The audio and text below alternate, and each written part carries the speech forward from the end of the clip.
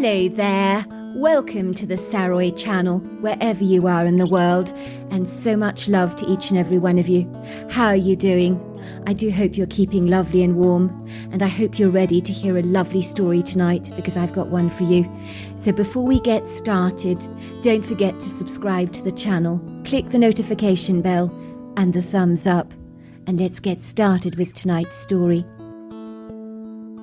Dear Sarah, and all your lovely listeners, I watched my Gramps rubbing his magnificent full white beard, wiping the beads of perspiration that had gathered on his forehead. A nervous result, he informed us, of remembering the story he was about to tell us, that over the years had made him break out in hives whenever he recalled the direful events of that horrifying night when he was a mere boy of 12 years old. He smiled at us through his arctic blue eyes that were so piercing that you could be forgiven for thinking he was looking right through you. At times it almost felt as if he actually was. I could tell he had an arresting, riveting and gripping story to tell us, but he was biding his time, as all stories need to be told in the perfect idyllic setting. But could an ambient contexture be more perfect than this one? I didn't think so. My name is Wallace, by the way, although some people call me Wally. Me and my sister Paula were seated outside on the ground on soft cushions around a roaring fire pit, while my Gramps was sitting on an old tree stump that he was using as a makeshift stool. I've always preferred sitting on the ground rather than on a rickety camping chair. And I'm sorry, but in my opinion, I don't care how good your camping chair actually is. Most of them are pretty unstable. I like to be able to tug the grass with my hands, feel close to the earthen floor, even smell the faint, sweet scent of the grass. On a chair, you miss out on all that. It's like the difference between eating with your hands or with a knife and fork. The taste of a metal fork can rob the natural flavours of the food. It's the same thing, really. It was a velvety black night. The sky so awe-inspiring, so beautiful, so black. Not if you were venturing out on your own, of course, would this night be beautiful. But for a gripping story, the night was hauntingly provocative. There was a scattering of bright silvery stars sparkling in the sky, a white glowing half-crescent moon that bespeckled the night, with just enough light to leave your imagination running wild in an excited frenzy, creating scary, suggestive, ghost-like beings in your head that you could envisage creeping through the dark shadows, staring at you through insidiously hollow eyes from between the trees. I loved being scared stiff, but I wanted to be scared out of my mind in a safe place where the excited tingles of my fear would leave me titillated, galvanized into an intoxicating excited stupor. Beyond the backyard of my grandfather's rustic timber cabin, that was as quaint as it was whimsical, the ominous towering silhouettes of the tall Douglas fir trees moved against a still breeze. They looked like clusters of tall, menacing giants, gathered together under the full moon. They seemed to whisper to each other as their needled boughs swayed backwards and forwards in the wind. My grandfather stoked the fire pit. The flames hissed in response. They grew higher. The fire crackled, red, orange, yellow. It burnt brightly. We watched as the timber beams buckled, folded, curled and spitted. It was strangely hypnotic. "Well, dear," said my grandmother, "how long are you going to keep us all in suspense, sweetheart? Our grandchildren are itching to hear a good story from you this evening." "A good story," I corrected, "but a true one, Gramps." "I'm not going to tell my story until you've seated yourself down, sweetheart," said my Gramps, eyeing my grandmother warily. "You've got ants in your pants this evening. Why don't you settle down like the rest of us?" "Very well," said my grandmother, pulling up an old tree stump to sit on. "I'm all ears." My grandmother was a woman in her early 80s, but she was as fit as anyone in their 50s, with a back so straight that it would make a pencil look crooked. But while her body was robust, the lines on her wizened face spoke of a life well lived, with creases around her eyes, laugh lines around her cheeks, and deep furrows crinkling her forehead. I watched her smiling as her pale face lit up like a bright light. The lines around her cheeks and her eyes became further accentuated into deep grooves, for she was a woman who laughed a lot. She sat back on the stump as eager to hear my Gramps tell his story, almost as much as we were. I glanced around at our environment, drinking it in like the delicious creamy chocolate of a milkshake in a straw. It didn't get better than this, I thought, as I saw the bright yellow light of my grandparents' wooden cabin twinkling under the dark sky, while I could hear the night filled with an orchestra of crickets, frogs, and in the distance we could hear the occasional yap of a coyote or a howl of a wolf. Was this how cosy and snug it felt in the days of old, I wondered, when the family gathered around a fire to hear a great story, told by one of the family elders? In my opinion, it was so much better than watching a television program, as storytelling engages your senses, leaves you always pondering, what if? All was quiet as eyes focused on my Gramps, as he began to tell us his story. Well, when I was a young boy of about 12 years old, I begged my father to let me come coon hunting with him. It was in those woods over there, he said, gesturing towards the trees of the vast wood grove that surrounded his property and branched out towards an old logging road. And yet beyond that there were still more trees, as well as a pretty little creek. As you well know, I grew up in this cabin on this plot of land, and during the day I spent all my time in the woods. But I've never experienced them at night. The idea intrigued me. I would say perhaps a little more than intrigued. It excited me. I'd never explored those woods at night before. Growing up, we heard all kinds of stories about the woods. People had seen strange orbs glowing through the trees. There had been reports of people having encounters with the fae. But I took all those stories with a pinch of salt. My father was very annoyed by the growing coon population on our property. He claimed they were pinching the grain from the barn, so he believed the numbers could well do with being managed. At the time his brother Russell was staying at the cabin with us, so the three of us ambled happily into the woods together, with our two family dogs, Jasper and Giles. The two rambunctious, very lively mixed-breed retriever dogs were incredibly excited, as even before the hunt they were jumping up and down exuberantly on their paws, while thrashing the floor with their tails in eager expectation. The two dogs had been on a plethora of coon hunts before, were heartily consummate and proficient at the hunt, knew what was expected of them. They were skilled in picking up the scent of the coons with their sharp noses, so that we could easily hunt our quarry. So armed with rifles and night lights, we entered the woods. I could see my father wasn't too thrilled that I was coming along for the ride, but he knew that I would be crushed if I wasn't allowed to come. Besides, my mother had persuaded them to take me. "It's good for our son to understand the woods at night," she explained. The woods were indeed very different at night. Everything was so dark beyond our lights. All was dense, thick and black, while shadows moved through the trees. You always sensed you were being watched, even if you weren't. Before long the dogs were on the trail, with their noses pinned to the ground, as they sprung into the woods, whizzing past us. We could hear them way ahead of us, making a raucous commotion. They were jumping up and down a large tree trunk, their heads cocked up to the upper branches. We thought the coons were in that tree. That is what we assumed the dogs were so enthused about. But we looked in the tree branches to see not a coon as we had expected, but a very frightened-looking creature with big, bright brown eyes sitting on a branch.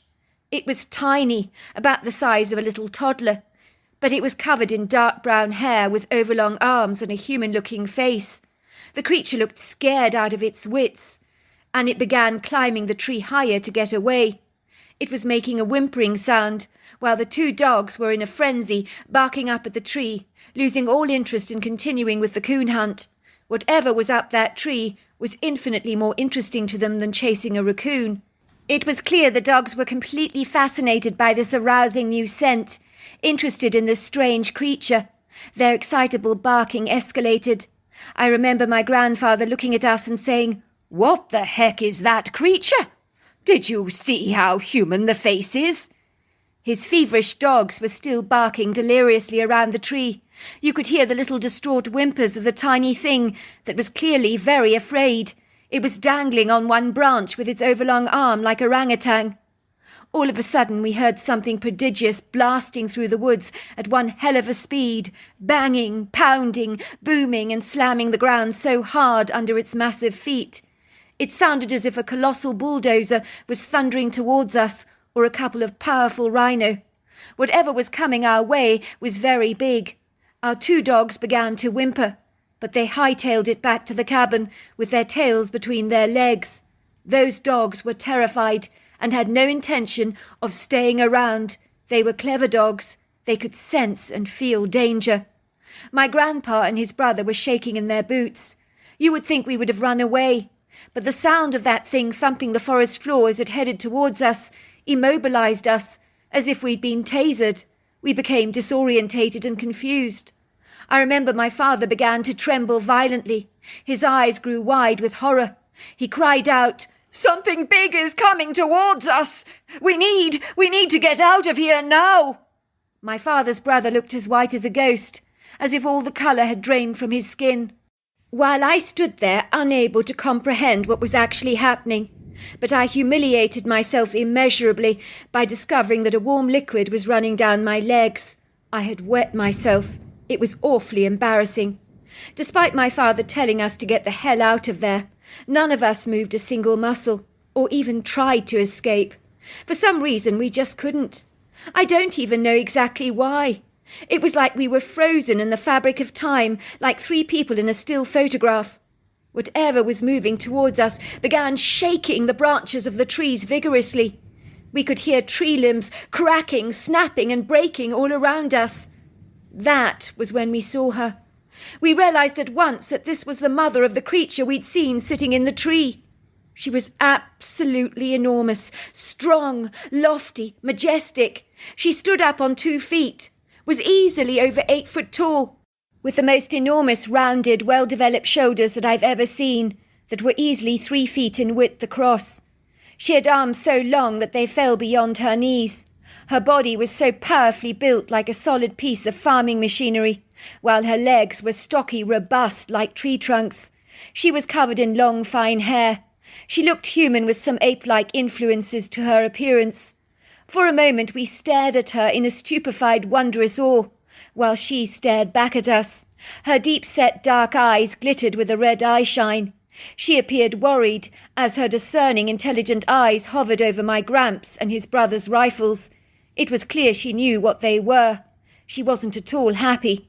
She was possibly afraid that we might use them on her, when that was the last thing on our minds.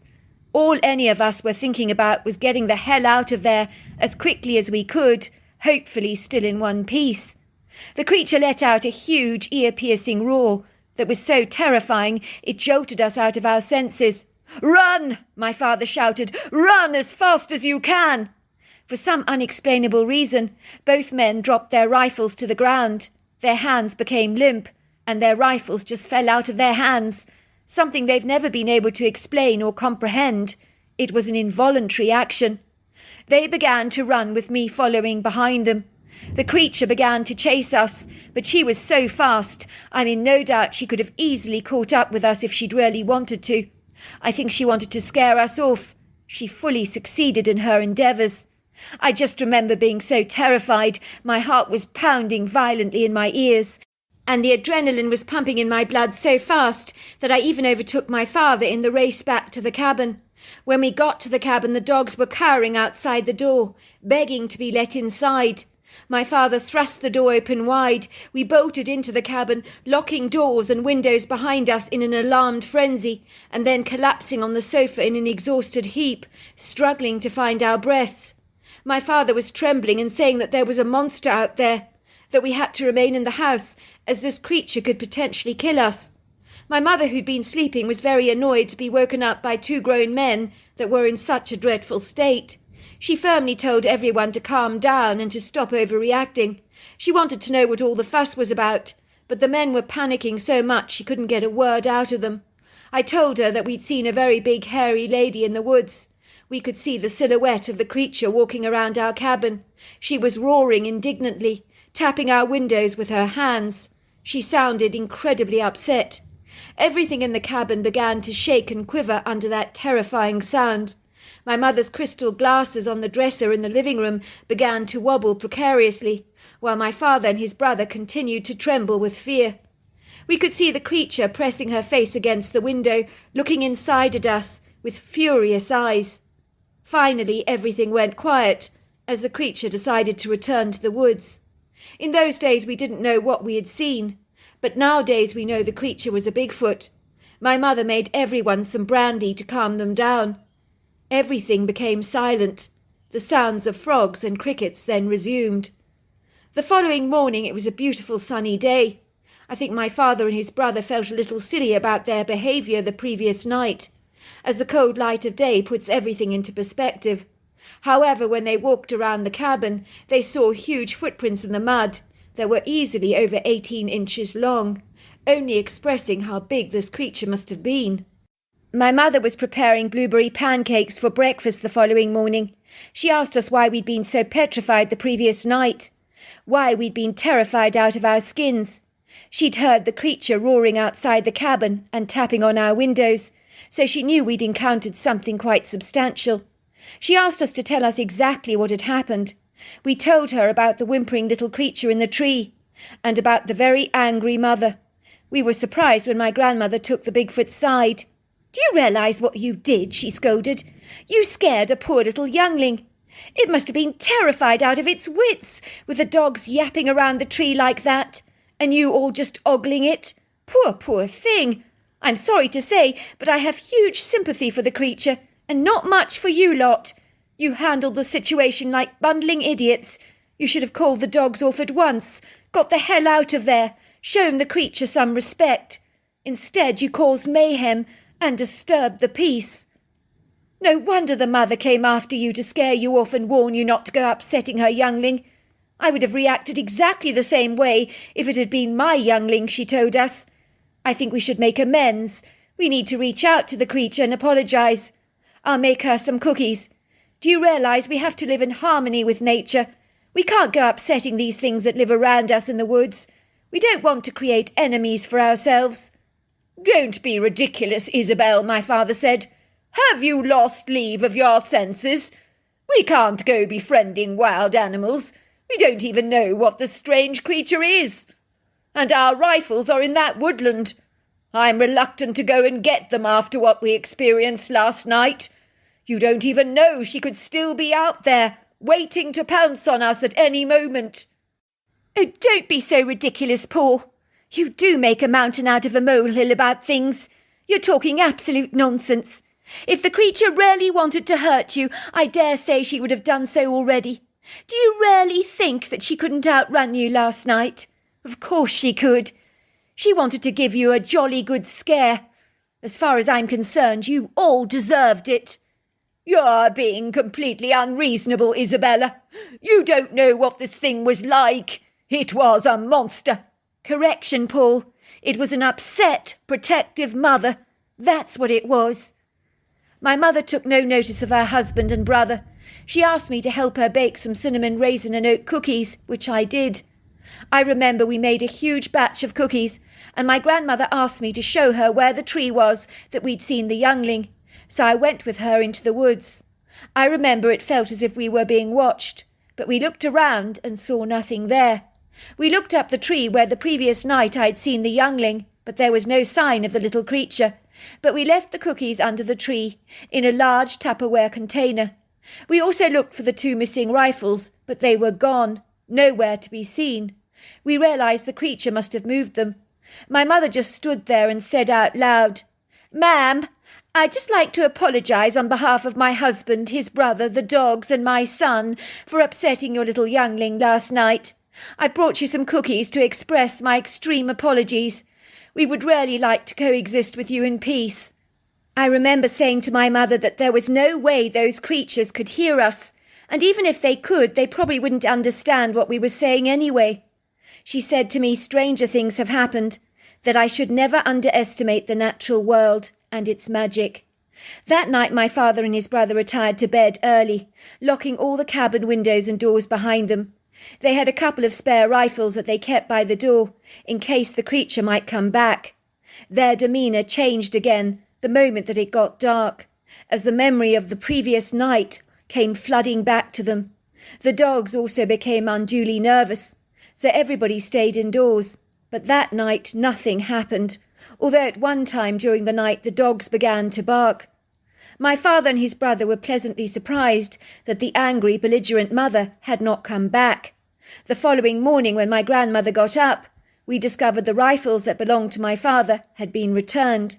We found them lying across the step on the front porch, along with a Tupperware container that had been filled with cookies. In its place were 2 big rainbow trout, which my mother cooked for breakfast that morning. They were the most delicious fish I've ever tasted. We knew they were a gift from the creature. We were moved by her generosity, that she'd been so quick to accept our apology. My mother said, "You see, it's about living in harmony with nature. If you respect other living things, they in turn will respect you." Of course, she was absolutely right. We could have made an enemy out of the creature, but in the end we had turned her into a friend. My father was completely mystified that the creature had responded so positively to my mother's gesture of kindness. After that we never had any problems with the Bigfoots in the wood, but very frequently my mother would bake them cookies. They often left us fish in exchange. We never physically saw the Bigfoots again, but we knew they were there. Although my mother saw the Bigfoot female on one occasion. It happened after Giles had been diagnosed with cancer by the vet. One day he just disappeared. We imagined he'd gone off somewhere to die, as that is what animals tend to do. We were upset because we would have liked to have buried Giles in our backyard, but he was nowhere to be seen. That was when my mother saw the Bigfoot carrying Giles's dead body towards her. She brought it to the front porch, wrapping the body in a deerskin, covering it with a few green boughs. She said she locked eyes with the Bigfoot for a moment, and that the creature had the most beautiful brown eyes, filled with such compassion. The creature put Giles on the ground and glided away. She said she knew the Bigfoot understood that Giles was a big loss to our family.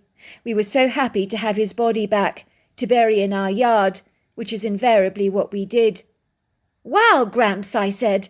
"That's an incredible story. Do you think they're Bigfoot still living in your woodgrove?" "Well, I personally haven't seen any more Bigfoots. The last time I saw one was when I was 12 years old, and that was a long time ago." "That was a wonderful story," I said. We all agreed. At the time we were staying in my Gramps' cabin outside Manitoba in Canada, as my parents who lived in Toronto were going through a very ugly divorce at the time. My mother believed it would be better for me and my sister to get out of their hair while they sorted out their differences. While I loved both my parents, I couldn't fathom why 2 such different people had tied the knot in the first place. I was 12 years old at the time, and I could see that my parents were incongruous in every regard. My sister believed my parents had been initially physically attracted to each other, which was why they got together. I'd seen pictures of my mother as a young woman, and she was quite pretty, so maybe that was true. My father was a quiet man who was self-effacing and never said a single word. He liked to sink into the shadows and disappear, while my mother liked to be the life and soul of the party. My mother began to resent my father's reclusive behaviour. Imagine Tigger in The Wind in the Willows getting together with a very big lazy tortoise. The two are never going to connect. It was like that with my parents. My mother and father were at each other's throats all the time. My mother complaining bitterly that my dad was boring, as he never wanted to paint the town red. My father complaining that my mother was way too social. I even said to my parents, "You both want different things. Why did you ever marry?" They couldn't even answer that question. I had no regrets that my parents were parting ways. On the contrary, I welcomed their decision, as I just wanted to live in harmony, just like my Gramps' mother wanted to live seamlessly with the Bigfoots. I think that's what humans crave, to live in peace. I enjoyed staying with my grandparents, and after my Gramps' amazing story, I was hoping that me and my sister might spot a Bigfoot. The trouble is that I've often found that in life, when you look for something, you don't always find it. Sometimes it comes to you when you least expect it, or in a way you never imagined. It happened to us again, in the form of another Bigfoot story. A very good friend of my grandmother's, a lady called Joyce Malinsky, lived in a cabin not too far away from my grandparents. She popped over to visit one day. She'd known my grandmother for many years. She was a very interesting woman in her early 70s, who dyed her hair a deep auburn colour. She had bright blue eyes, but unlike my grandmother, her back was a little hunched over. She struggled to walk, so she used a walking stick. But despite her physical impediments, she didn't want to settle for a safe, pampered life living in a town. She was surprised to see me and my sister were staying at the cabin, but my grandparents explained that my parents were going through an ugly divorce. "I see," she said, looking at us sympathetically. "Don't be sad," she said. "I know it's difficult when one's parents split up, but sometimes it's for the best." I'm glad they're splitting up, I told her, because I'm tired of all their fighting and arguing. I love living in peace. Things will be better if they go their separate ways. You've got a wise one here, said Joyce, smiling at me brightly. Have you ever seen a Bigfoot? I asked her. I don't know why I came up with such a bizarre question, but I did. She looked at me with a startled expression on her face. I knew at once she'd seen a Bigfoot before. What a strange thing to ask, she said, avoiding my gaze, as if she didn't want to directly answer my question. It's not really that strange, my grandmother said. The kids got very excited the other night when Gramps told them about an encounter he had as a young boy with a female Bigfoot, so my grandchildren have been trying to explore the woodgrove for a Bigfoot sighting.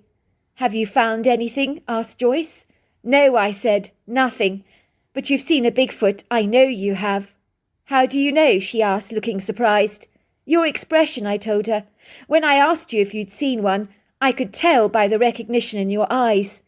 It's true, I have seen one, said Joyce. I regret to have to tell you that the first time I saw a Bigfoot, it was actually dead. You're joking, I said. No, I'm not, she said. It's a very sad story. My husband was out in the woods. He discovered this dead Bigfoot lying on the ground. He touched the body, discovered the creature was still warm.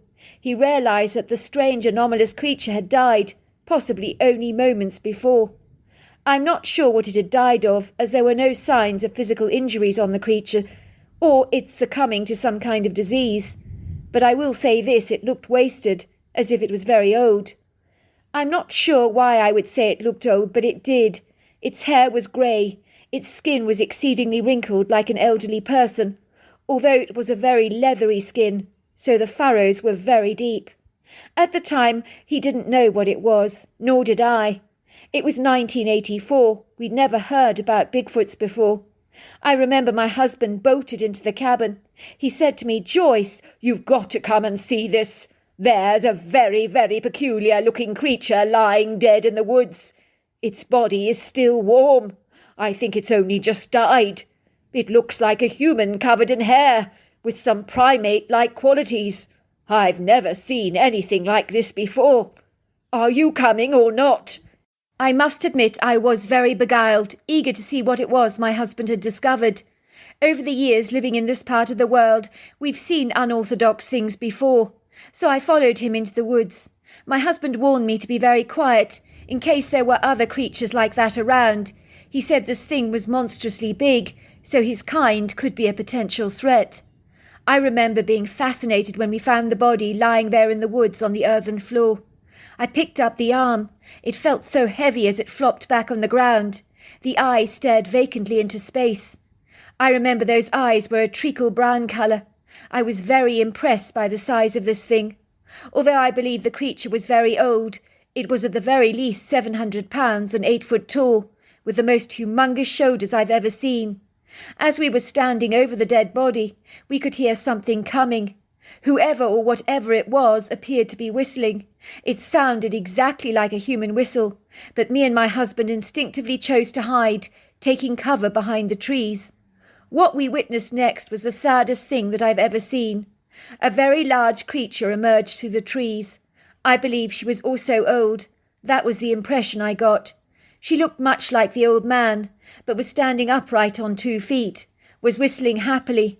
Then she stopped dead in her tracks. Her whistling also stopped, as she saw the dead Bigfoot lying on the ground, motionless. She glided towards the creature with a perplexed expression on her face, and began to shake it vigorously, but obviously it did not respond. My heart melted with such a tender empathy and sadness towards her. I realized she was going through such a deep melancholia, poor thing, for this was her lifelong partner. The creature got onto her haunches, was cradling the dead corpse in her arms, rocking it backwards and forwards like a baby. She whimpered. The whimpering escalated to a howl. I was standing there behind the tree, bawling my eyes out, as this large creature was so devastated. Her heart was completely broken. I could feel her tormented pain. My husband was indicating for us to leave the woods, to leave her alone to grieve in peace. I do remember in the weeks that followed we would hear a wailing sound in the forest for a long time. I said to my husband, "That's the hairy lady. She's grieving the loss of her partner. One day my husband called me again to the woods. We found a huge mound there that looked like a burial plot. It had been marked with sticks. I remember I took flowers to the mound and left them on the grave. I also planted some daffodil bulbs around the grave so that in spring the area was covered in daffodils. It was my way of saying goodbye to the old fellow. Every year on the exact date of the creature's death, I would visit that mound and put flowers on the grave. One year I even put a wreath. The creature died on the 23rd of June, 1984. I never ever forgot that date. It must have been 10 years later in 1994 when my husband was chopping firewood. He told me he was suffering from some heartburn, so I told him to relax and come inside for a coffee. He told me he was feeling a lot better and went out to resume his wood chopping. Then all of a sudden he began to clasp his heart. He stumbled to the ground. I ran over to him and started doing CPR on him, but he'd gone. He died of a heart attack. It was ironic, as only a week before he'd visited the doctor for a general checkup, was given a clean bill of health, so my husband having this unexpected heart attack was a bolt out of the blue. He was an exceedingly healthy man in the prime of life, so why he died so unexpectedly like that was beyond me. Of course the emergency services arrived on the scene, but there was nothing anyone could do. But the extraordinary thing was that the very next day after he died, I opened up my cabin door and found a circular mound of soil had been dug up. Surrounded by large stones, planted in the middle of the circle, was a little oak tree. I began to bawl my eyes out as I was moved by this kind gesture. I knew that the Bigfoot was sharing in my grief. She obviously knew what had happened to my husband. I realized that she had created this mound and planted the tree. Over the years she must have seen me visiting the grave, putting flowers on it to remember her loved one. Now in my pain she was doing exactly the same for me. That tree is now a small oak planted outside my cabin. Whenever I look at it, I'm reminded of my husband, and I'm reminded of the Bigfoots. "You never told me this story, Joyce," said my grandmother, bustling around the kitchen to make her some tea. "I suppose I never wanted to tell anyone the story. Until now, when your grandson prodded me. I'm glad I did," I said. "That's one of the most beautiful stories I've ever heard." "I had no idea," said my grandmother. "To think that beautiful oak outside your cabin is actually planted by a Bigfoot." "Do you still put flowers on the burial mound?" I asked Joyce. "Not any more. The mound no longer is there. It's because it's part of the landscape now. The land's flattened out. But when I go to the area and I find clusters of daffodils, I know that's the spot where the old Bigfoot was buried." I was told these stories when I was a 12-year-old boy. Sadly, all those people I'm talking about that shared the story with me are long since deceased, but the story still lives on in my heart, and I hope it will live in yours too. So there you are. That's my story. Wow, what an incredible story. If you enjoyed it, don't forget to subscribe to the channel. Until next time, goodbye and good night.